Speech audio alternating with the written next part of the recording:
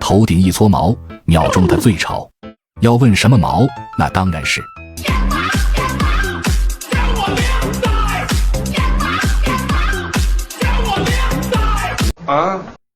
长相奇葩，头顶开花，智慧的眼睛神似呆瓜。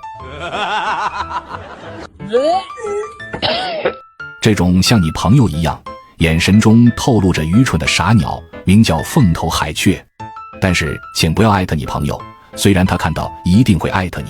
对，不到长城非好汉，不谈恋爱心好乱。你别看主角长得骚，但却跟某些单身狗一样，每天只能跟自己的右手互动。究其原因，都怪他少壮不努力，所以老大就要去相亲。那我呢？然而老大也有自己的担忧，每次的相亲大会都有一项奇特的规定，那就是毛长的优先择偶，毛短的优先用手。只是淘汰了毛短的，其余的都是一个鸟样。想要愿得一人心，免得老相亲，剩下的屌毛就只能出奇制胜。不过好在这次智障的老大双脚落地了，病毒就关闭了，聪明的智商又占领高地了。那就只能展示才艺了。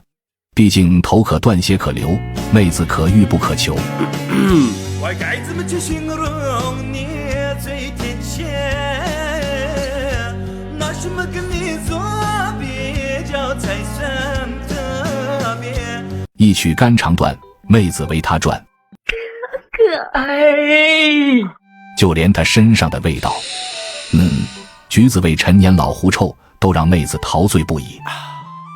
弱水三千，老大直接狠狠地全收了。